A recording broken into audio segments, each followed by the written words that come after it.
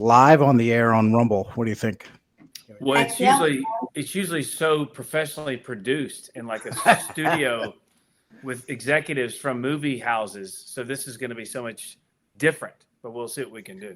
We'll see. How you doing, Sonny? I'm good. I'm looking at how bad my reflection is in my glasses, so I think I'm going to have to say no to the glasses tonight. No, they look fine. I think they look fine. Yeah, there's a lot to get to. There's we've been through the South Carolina primary now. Super Tuesday's coming up. Yeah. Mitch McConnell has announced that he's stepping down as Republican leader in the Senate. There's both presidential candidates, Trump and Biden, at the border on the same day. Hunter Biden testified. My God, there's a lot of stuff to talk about. And it's a good thing because this is the Line Drive podcast.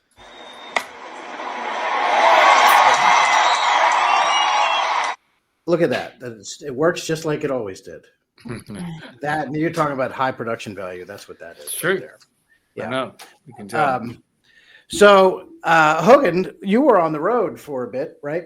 Leading up to the South Carolina primary, which was just this past Saturday. Tell me, what was that all about? What's your takeaway from the trouncing that the former president gave Nikki Haley in her home state? Yeah, I was around for about 6 days. I traveled mostly in the coastal areas.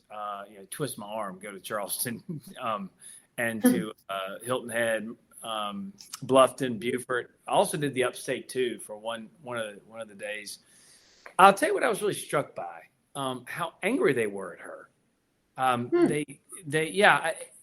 Like the vitriol. I thought they'd be like, "Look, we like her. She was a good governor, but it's not her time, or this is about Trump or something." They were like, we don't like that she's using Democrat billionaires to fund her campaign. We don't like that she said she wasn't going to run if Trump ran, and now she's doing it. We don't like the fact that she's trying to return this America First movement, this America First GOP back to this late 90s, early 2000s globalist, corporatist, elitist party. It was a whole bunch of different reasons. They thought it was a vanity project, and everything she was doing is just giving fodder to the Democrats. They thought that the Trump campaign was spending too much money dealing with Nikki when they should be focused on Joe Biden and other things, because Nikki was forcing them to have to spend. Look, Nikki outspent him $25 million. It spent $25 million in South Carolina, and he spent $1 million.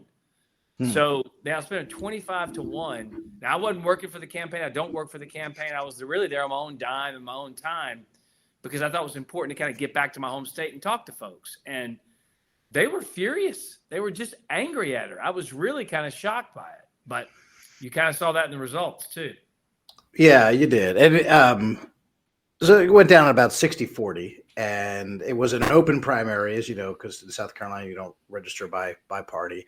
A lot of Democrats had voted already previously in the Democrat primary, which had come earlier. But what's your sense of how many Democrats were in the mix of the 40%? I mean, I know you can't put a number on it, but what do you think? Well, I always think in South Carolina, because it is a true open primary, it's a little bit misleading. Like, it's a little more overhyped. It's always something that we talk about election time. But like Jim Clyburn put out an email. The Democrat Party in South Carolina put out an email that was basically like, if you vote in the Republican primary and cross over, you will not be able to hold office in the Democrat Party in the state of South Carolina. You can't be a committeeman. You can't be a delegate. You can't be anything to the convention. Now there aren't really like 150 Democrats in the whole state, but still, the point is, a few more. They were pretty adamant about them not voting for Nikki. So I don't really know that it made that much of a difference. Sonny, you were there as well, right? For a period of time. Didn't you say somebody came up to you and said they listened to the podcast? I did. Yes. I had a listener come up and say that they listened to the Line Drive podcast. So that was nice. I had texted Tim. I was like, oh my gosh, look at our fans coming out in full force here tonight. I also got to see Hogan. I saw him there. Yes. It's true. I think that was at the end of the night. It was a long night because I drove down about 3.5 hours, was there for the victory party, and then drove back. And let me tell you, I was struggling on the way back.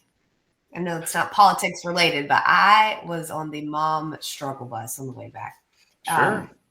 But it was great. I had a great night there. Obviously, him coming out, like whatever it was, 7:01 as soon as they called it. president coming out, giving his big speech. It was awesome. I mean, the crowd was fired up. I was in the press pen, and everyone, even in the press pen, it was like, wow, I can't believe this happened so quickly. I'm like, yeah, not playing around. We're ready for it. We knew this was going to happen, and I thought it was just a total boss move. Yeah. So we should point out you are working on the Trump campaign now. I think, and he went out there.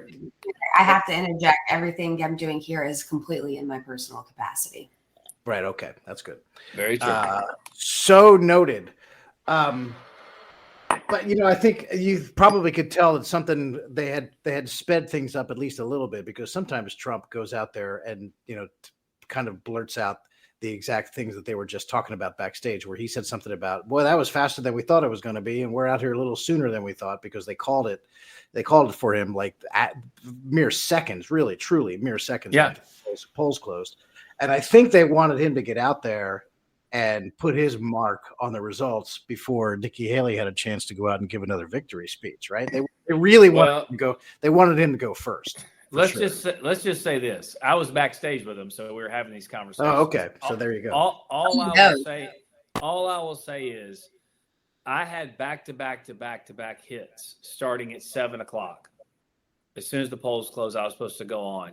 Then I had another one like at 7:05, 7:10, like just boom, boom, kind of along the stage at the back, Sonny, where they set up, for those who don't know, they set up kind of a press riser at the back of the room, and they have cameras stationed all along there, and you just kind of go from one to one to one. Is it like set up like any Trump rally would be set up? Yes. Yeah, okay. And so I was sitting there thinking, wait a minute. If he's going to go out like at 7, what am I? So basically everybody started pinging my phone like at 6:55, like, where are you? You've got to be on. I was like, sorry, I can't make it. And they, blowing up my phone, like, what are you doing? You said we would be. This is unprofessional. I was like, hold on. I think you'll be happy with who I'm going to put out instead of me. Don't worry about it. And then I started getting texts from reporters saying, oh my gosh, it looks like they're going to call the race from our decision desk as soon as the polls close. Yeah. So they realized what was happening, then it was fine. So yeah, he wanted to get out there. He got out there and gave a good little speech. Super Tuesday coming up March 5th, this coming week, which would be Super Tuesday falls on what day of the week? Tuesday, right? Oh, yes. It's Wednesday. It's a misnomer. It's Wednesday. Super Tuesday. Wednesday, right. Oh, I don't want to get accused of spreading election misinformation. Yeah. No. Our Super first Tuesday. Live Rumble. I'm sorry. Super Tuesday. Joke. Right. Super Tuesday is in fact on Tuesday. I want to make sure that that's clear, so that no accusations of misinformation. You know what? What I'm going to do for the first time in my life is vote early this week. I meant to do it today, but today got really hectic. So I think tomorrow, me and my little baby are going to go vote early. Yes, his first election, right? First time he's going to the polls on election day. Yes, it is. I'm going to have to take some pictures and document it. So North Carolina, which is where you are, is part of Super Tuesday. So is Virginia, where I am.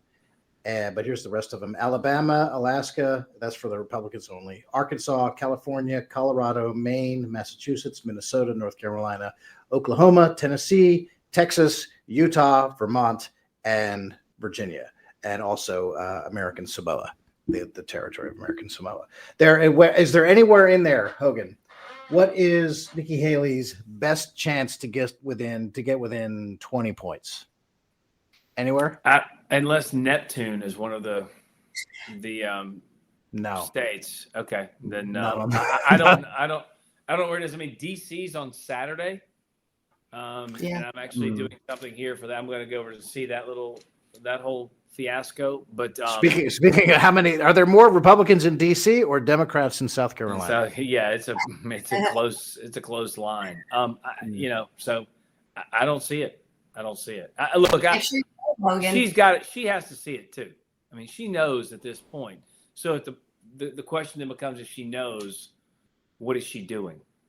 That's the real question. Is she going to stay in after Super Tuesday? Next question. I don't think so. But I thought she would. I thought she'd get out before South Carolina.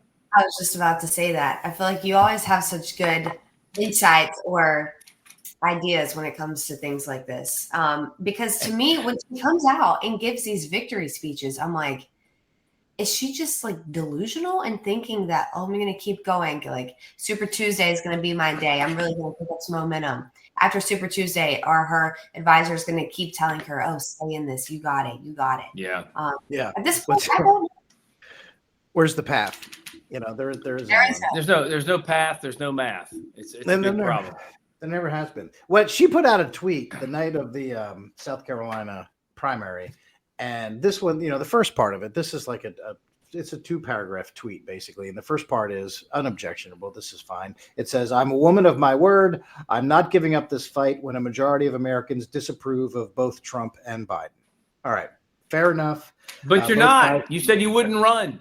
Right. All right. Ran. Yeah, she did. So okay. She is going back on that. So, but fair enough. Trump and Biden, okay. They're fave unfaves. All right, sure. They're not the most popular of candidates, nationwide. If you look at their fave unfaves and all that, fair enough. But then the second part, this is where she loses me. In the next 10 days, and again, this is the night of the South Carolina primary. In the next 10 days, 21 states and territories will speak. They have the right to a real choice. Not a Soviet-style election with only one candidate, and I have a duty to give them that choice. Okay, a couple of things. First of all, Tim, you're just back a to couple. This. Good. What's that? Your tweet back when you quote tweeted this, you had a great quote tweet on this. Thank you very much. That's what I'm going to get to. There you go. The first thing, just because one candidate in the race is getting crushed and one candidate is far, far ahead, that doesn't make it a Soviet-style one-candidate election. It just means you're losing. That's what right. That means. And 2, she didn't accidentally say, "Oh, this is a Soviet-style thing." She injected that on purpose. By invoking the Soviets, she injects the whole dishonest Russian collusion thing, the Russian influence attack. So in that way, she sounds more like Adam Schiff than she does any Republican anywhere in this country. And that is what annoyed me. Honest to God, you're trying to score your political points by invoking the Russia hoax. Who are you? What party are you running in? Yeah. That it's really a problem. Tim, she also keeps saying, "Yeah, I can beat Biden. We're going to lose with Trump." Right? Your team is the Steelers. No, I'm a Pittsburgh guy. I'm an Eagles fan. I'm Philadelphia. Okay, Eagles. Okay, Eagles even better because I like the Eagles. Here's the thing. It'd be like if the Eagles said, "Hey, we could have beaten Kansas City. I know we can beat them. Okay, maybe, but you got to win games to get to the Super Bowl. If you don't win any games to get to the Super Bowl, you're never going to face Kansas City. She's not winning any states, so it's very difficult to say, hey." If you just speaking of Soviet style, if you just make me the nominee, I promise I'll win. I'm not going to do winning to get there, right? I mean, the whole thing is goofy on its face. I think while we're talking about it on this podcast in our first live iteration and version of this, I don't want to talk about it too much longer. Whatever. She's not going to be the nominee. And but the thought that, hey, she just wants to hang around to get delegates because if something were to happen in Trump with the legal system, then she'd be the nominee. That's not how it works either. Then the convention, then the RNC would have something to say about who the delegates would go to. We'd have to kind of rejigger things. They don't just all of a sudden all go to Nikki, do they? No. No. So then the whole thing goes up in smoke, and we have to figure it out. But anyway, just whatever. Yeah. I was just going to say, I'm with Hogan on I'm kind of over this, over talking about her. She's not going to win. And even moving forward, I don't know, 2028 and, future elections too. I just have such a bad taste in my mouth about Nikki Haley right now that I don't think she's ever going to be the candidate for me.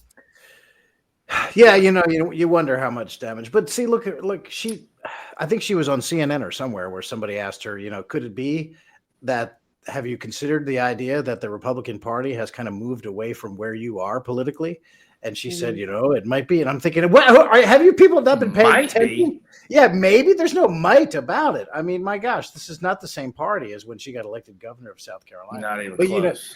I want to say something about your Eagles analogy. It's actually, if you keep following it, the thing is the Eagles this past season, they started out the year 10-1. and they were really regarded as one of the two or three best teams in the league, although there were some questions about them.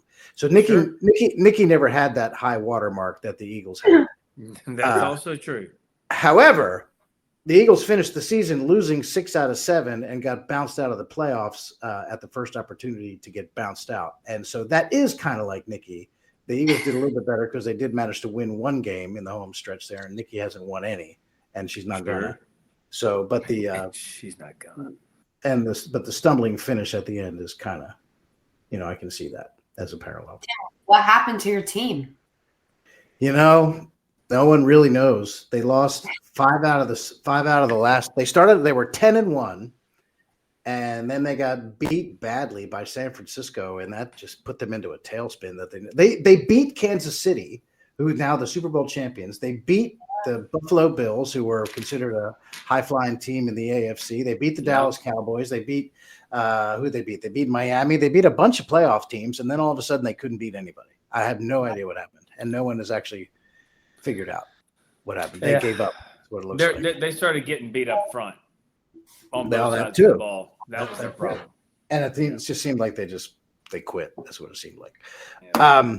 Speaking of, this isn't exactly quitting, but announcing that he will no longer be the Republican leader in the Senate, Mitch McConnell. I think Mitch is a guy that a lot of the Republican base loves to just beat up and complain about. And certainly there's been he's given them a lot of reasons to do that over the course of decades. But I got to tell you, as you look at the Supreme Court, and Sonny, I know you care a lot about the decisions that come out of the Supreme Court. Every time those conservative justices hand down a decision that the base of our party likes, I think, President Trump gets credit for nominating those people, but Mitch McConnell was the Senate leader who saw him through. And don't you have to hand him that? Yeah, that's good. I don't have that. That's a great point. And yes, we love all of the Supreme Court justices that the president was able to get onto the bench, specifically for me with the overturn of Roe v. Wade. Was awesome. I don't have much to say about Mitch McConnell other than I'm a big proponent of term limits, and I feel like both parties should consider term limits. And that's all. I'll leave it at that. Yeah, I'm going to say you can take the good with the bad here. I think Mitch McConnell's legacy with judges, not just Supreme Court, but other judges too, were a really big success for the Trump administration, getting some people on the bench that actually don't legislate from the bench, that they actually do their job from a constitutional standpoint is very important for the future of this country. And we're going to see some of that kind of in these election probably cases coming forward, both proactive and reactive in a lot of these states. Obviously, the Supreme Court was big. McConnell did a lot to raise money, and his PAC gave a lot of money to people running for Senate who are now sitting in the Senate, like Josh Hawley and others. I don't like those people kind of dancing on his grave a little bit here because you may not be there without the money he gave you and some of the support. But at the same time, there was a story like last week that came out where Mitch McConnell told the Speaker Johnson, hey, we need to be worried about Ukraine, not the southern border. And that could not be more tone deaf. That could not be more devoid of reality. So again, I get that so many on our side are like, yes, I don't disagree. Maybe it's time for some new leadership, no question, more America First type agenda from our leaders in the Senate. But at the same time, I mean, he's done some good stuff for conservatism as well with those judicial nominees, the Supreme Court, and a few other things. So he's been there for a while. I will get killed. I'll probably get killed for nuancing that, but you know what I'm saying. I mean, yeah, I know. I don't think there's very few things in politics where everything is either all good or all bad. Yeah, sure. And I think as it relates to the perspective from the Republican base, certainly members of the base have to acknowledge that they like the makeup of the Supreme Court now. And Mitch McConnell played a giant role in that. And, there's a lot of stuff. He also stopped the nominee from happening or going up for a vote under Obama. Oh, sure. He is absolutely big one. Personally responsible for allowing the next president, and it turned out to be Trump, of course. For Merrick Garland, and think about how great that is too. that Merrick Garland, with all of his ridiculous decisions now and his moves now, could you imagine him on the Supreme Court? So there's another good one. Yeah, so he is single-handedly responsible for keeping that seat available for Trump to nominate his vote. So instead of Merrick Garland. Yeah. So I mean, there is that, but I get, there was a lot of deal making that our side didn't like, and and that's fair. It is fair, and it always seemed like all of official Washington, all of establishment Washington, the Senate, and of course the Biden White House and the media, they're always ganging up on House Republicans. No matter what happens, from their perspective, it's always the House Republicans' fault. And for me, it seems like and it's the way that it's designed, so this is no surprise, but the House Republicans are so much closer and so much more in touch with what the base of the party thinks than the Senate or official Washington. Yes. Yeah, and that's the way. This is it's not by accident, because that's the way that the House is designed, and that's why it reflects the more populist nature of the electorate. Sure. But sure. I mean, I get it. There's always going to be friction between things like the House and the Senate. So always. Yeah. Speaking of friction, the border is, I think there's a rule, a truism in politics that you want to play on your home turf. And the fact that Joe Biden had to go down to the border again, I think, what is this, the second time? If the election, if one of the central issues of the election is illegal immigration, then boy, do I like Republicans' chances, because that's fighting on our turf, that issue, Yeah. Yeah. I think it will be. Sonny, go ahead. Oh, I was just going to say, I think we see across every state, even Democrats and Republicans, that the border and immigration is the number one issue that people are concerned about. Probably neck and neck with, obviously, the economy, because I can't afford my groceries right now. That's a pretty big one. And I'm sure we're going to get to this, but Laken Riley, the girl that was killed in Georgia, just absolutely, now that I'm a parent, I cannot imagine. My child's a baby, but I worry about everything. And I cannot fathom the pain that her family is going through right now. And all the blame is at the feet of Democratic policies. Yep. Letting these illegal immigrants, just violent criminals, come into our country. They're committing crimes, they're getting let off. They're committing worse crimes, getting let off. And now this has happened. Did y'all see the press conference with the mayor? I think it was the mayor of Athens. Yeah, I did. Horrible. Unbelievable. Horrible. I mean, he deserved everything. And I was thinking as I was driving today, just how bad our border situation is. And I don't understand why Democrats choose to protect illegal immigrants who are coming into our country to commit the most heinous crimes, killing our citizens. They choose to protect them instead of us. What about that as American? That's just taking steps towards us becoming not a sovereign country anymore. And it's extremely scary now to be a parent and have kids growing up in this America. Yeah. Look, there's so many ways to go with this, because I get so fired up talking about it, because I did a lot of work on this in the White House with the wall and other things. This is not by accident. This is by design. What they want, what the left wants, is to flood this country with people who are here illegally so that they can get them on the government dime. And then eventually those voters will come to realize it was the Democrats who did it. So Thank you, Democrats. We're going to vote for you in perpetuity. It's about gaining and maintaining political power. That's it. Of course. As far as that sweet girl, that whole situation in Athens, every time an illegal alien commits a rape, a murder, a burglary, an assault, a DUI, a carjacking, drug deals, killing our American citizens, whatever it is, every single one of those crimes is 100% preventable. Everyone. Yeah. Because they should not be here in the first place. And I was actually listening to a buddy of mine who Tom Homan, used to work and do a lot of work in the administration down the border. And he was pointing out that Laken Riley situation, there were at least three problems with that situation. Under Trump, that guy would have still been waiting in Mexico because of the Remain in Mexico policy. We ended catch and release under Trump.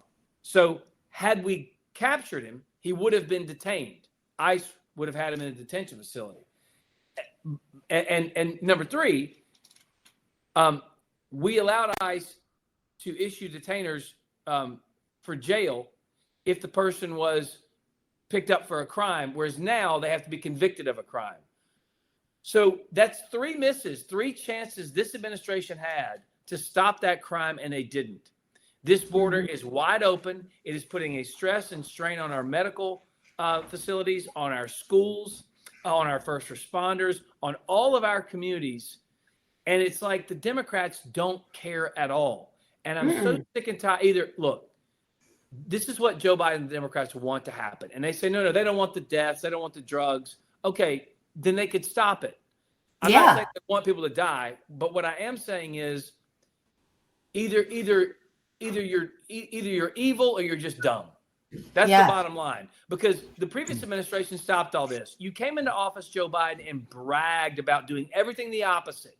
You mocked the previous administration's policies. You talked about the 93 executive orders you got rid of. Look at us. And the media comes in and says, yes, look how strong Joe Biden is getting rid of those inhumane policies. And now what do we have? Everything fell apart. And so it was no crisis for the first year. It was no crisis for the second year. It was no crisis for the third year. Now it's a crisis, say the Democrats. Oh, yeah, and it's Republicans' fault. It has been a disaster from day one. 3 million people coming into this country illegally in a single year. There are now, more illegal aliens in this country, more encounters on that border, 11 million, 10, 11 million if you count gotaways, more than 35 states populations. What is happening here? It's insane. It is insane. And you're right, but they all have to protect each other. Again, this is more of the Washington establishment, but it's the Biden White House and the media, and they're all protecting each other because Hogan is fired up, but every word of what you just said is true. They spent 3 years denying it, and now when everything has come unraveling and it's clear that everything is at Joe Biden's feet because he did all this stuff on purpose, the poorest border is by design. The AP, in a follow-up story about Laken Riley's death, they wrote a story examining the fears of, this is what they said, quote, fears of solo female athletes. It's so stupid. Unreal. Right?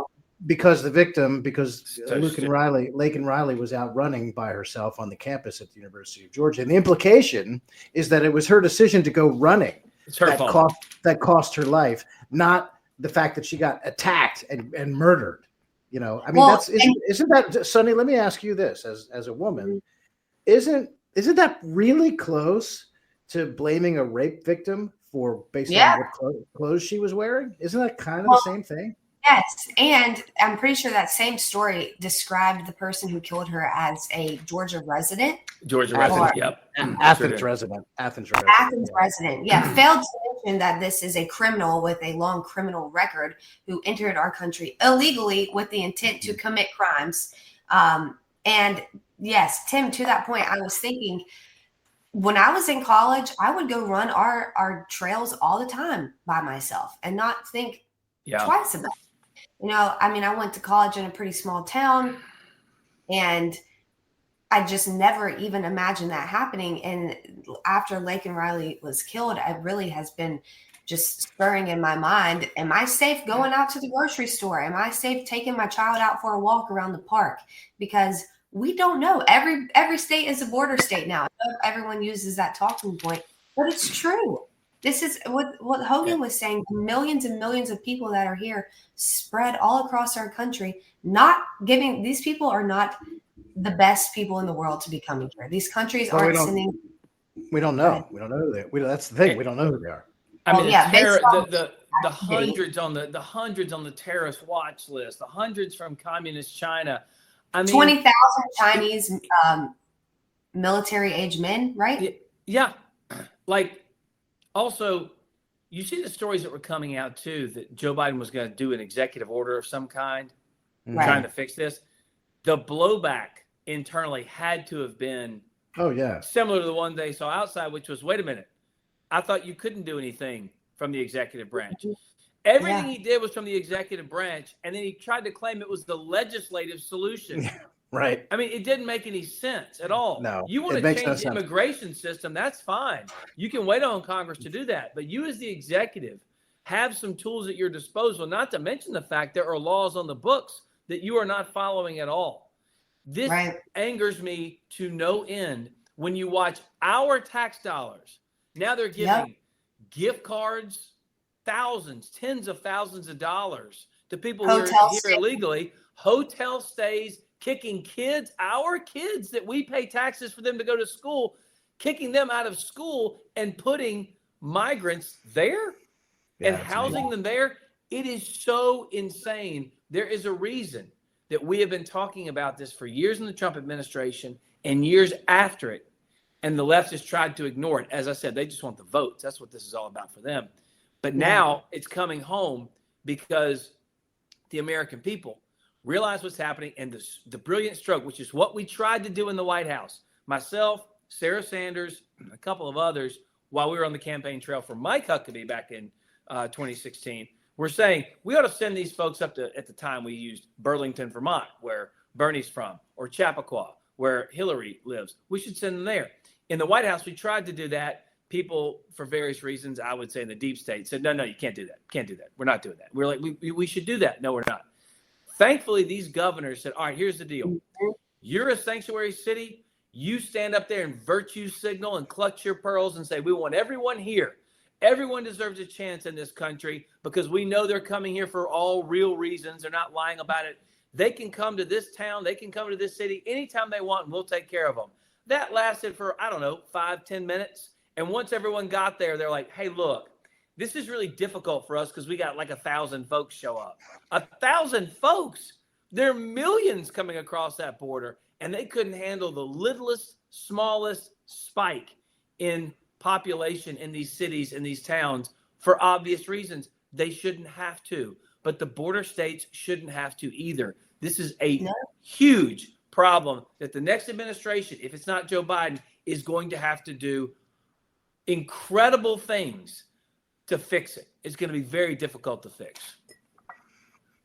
It is going to be difficult to fix, especially because, if it's Biden working through this leading between now and the election, Biden purposely undid all these 93 or 94 Trump actions, purposely undid them. And now then he blamed, I need the tools from the legislature. And now he's toying publicly, thinking about the idea, like you just said, of some sort of executive action, which he previously claimed he could not do. Couldn't do. Yep. But now when he offers the idea, when he floats the idea that he might do some sort of executive action, that the left has freaked out again, and they got in his ear again, saying, no, you can't do that. We liked all the stuff that you did. Keep the border open.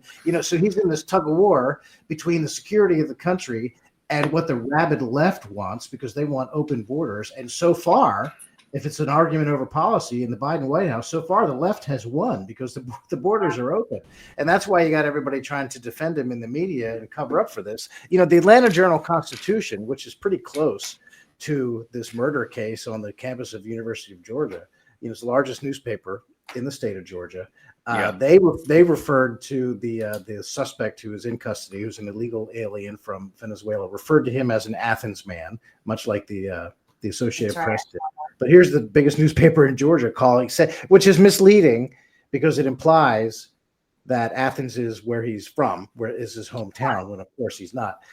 And then they also ran the Atlanta Journal-Constitution, the AJC. They ran a story about how in the illegal alien community in Georgia, they're worrying about backlash now. It's like the Norm Macdonald joke come to life, where if Al Qaeda ever sets off a nuclear device and kills 50 million people, I just worry about the backlash against peaceful Muslims. Right? That's what Norm Macdonald. So. And the AJC quoted one of these illegal aliens as saying that if people get mad at the illegal alien community at large, that's, quote, not fair. Well, how fair was it to Laken Riley to get murdered? Right. How fair was that? Yeah. How fair is it to the taxpayers that you're taking our money, not for our citizens, but for you? You don't pay taxes here, right? Right. So here you go. Anyway, go ahead. I know you get riled up. So like Tim with the laptop story. The what? I said Me this is too. like Oh yeah, That's right, both sure. of- Just that's like both of us. the laptop gets me all fired up. But the AJC also invented, new to me anyway, invented a new euphemism for illegal alien. Are you ready I for saw this? this. They're talking about the group of nervous people here, the illegal aliens who are nervous that everybody's going to get mad at illegal aliens because there was a murder. The AJC refers to them as Georgia-based Venezuelans. Yes, Georgia-based Venezuelans. They're Venezuelans, but they're Georgia-based now. Georgia based, like it's like an assignment from work. I don't know. Yeah, it went from illegal alien to like illegal Undocumented. immigrant, illegal immigrant, then Right. undocumented, which is the dumbest thing ever. If I walk out the door right now and forget my driver's license, I'm undocumented. Yeah, But that's right. that doesn't mean I'm not a citizen. Now we're talking Georgia-based Venezuelans. They ought to just cut to the chase and call them voters. That's what they ought to just do. Future Send them a Democrat voter, voters. a Just call them ballot. Democrat voters. Yeah. I mean, that's what you should do. this is the subject of my Washington Times column that's out today. Is this whole thing about how the media is trying to smooth off the pointy edges of this political issue for Biden by just running interference every which way, including when they're talking about the people who are illegally in this country, calling them Georgia-based Venezuelans. I mean, my God. I don't understand what the media gains from this by covering for the illegal immigrants that are Yeah. these heinous crimes. Listen, think about It's just the policy. Well, think about the approach, that the intellectual approach that has to go into accepting a term like that, right? Georgia-based Venezuelans. That means that you acknowledge that these people are foreign nationals, but they are foreign nationals here within our own country, and they get to have their own little community. Georgia-based Venezuelans. We are accepting the fact that there are essentially elements of foreign countries organized and living within our own country. What other nation on earth would permit such a thing? No one. No one. What? No. No one. Venezuela wouldn't allow something like this. No. happening. No. They All right, would not. would we have Caracas-based Americans? Would we have that Yeah. ever? Nope. I don't know, guys, but it makes me very on edge with knowing the amount of illegal immigrants that have come in to our country, how they have spread across the whole United States. How long until it affects someone in my family or in your family? What is it going to take for policies to be changed? I mean, it's going to take. But here's the next thing. Now, Democrats in a lot of these cities are allowing people who are not citizens of America to vote in American elections. Yeah. I can't. Look, I don't know why. Like, I don't know if I would want. Maybe it's too ironic by half, Tim, because you're kind of the expert on this type of sarcasm. But I'm afraid it may work. Like, I would love a Republican attorney to file a lawsuit on behalf of the People's Republic of Iran and be like, why are we not mailing ballots to Iranians to vote for American elections? We're letting people from Venezuela, letting people from Guatemala, from Mexico, from other places vote in American elections. Why not just let people from France, Iraq, Iran, whatever? Let's let them all vote here. Like, It's insane. Yeah, it is. Who thinks this is okay other than some radical left? And if you're that power hungry, where you've got to systematically, fundamentally change the entire makeup of a country just so you can have an extra vote in the House or the Senate or a better angle on the presidency, I mean, it's disgusting. But more than that, it's just dangerous. It's just dangerous. Yes. Yep. Yeah. All right. I mean, Let's go to something else. Go to something else. I'm getting too. Well, I mean, we're coming up on 40 minutes. We could, we mentioned the other thing that's in the news really is Hunter testifying on the Hill, which is I wore this just for the podcast. What's it say? Oh, 10% for the big guy. Yeah. 10% for the big guy. I love that, Hogan. 10% for the big guy shirt on right now. Yep. Where'd you get that? I got nice. I'm a sucker for the Instagram. It Me just too. shows up. Yeah. Oh, yeah. And I was like, I'm buying this for sure. I got like 3 of them. I was so excited.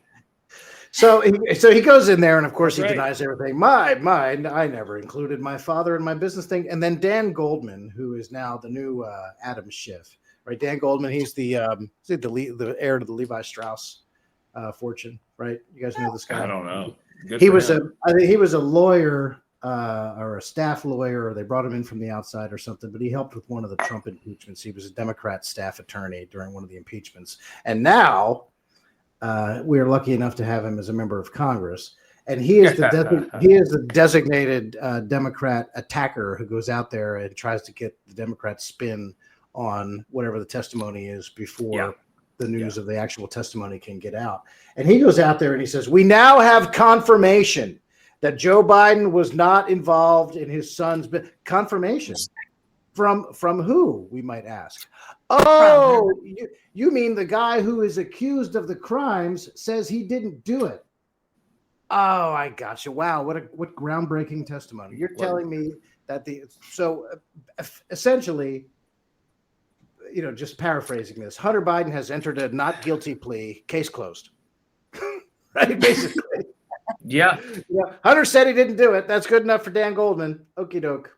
Guy's always been trustworthy. Let's just take his word for it. Again, you and I both get so fired up about this story too. Yeah. It's like my dad was not involved in this at all. Okay. Did you call him when you're at business meetings? Sure. Did you put it on a speakerphone? Sure. Oh, Did you send a WhatsApp message to the people in China? Sure. Did you send text messages? Did you say 10% for the big guy? Sure. I did all those things.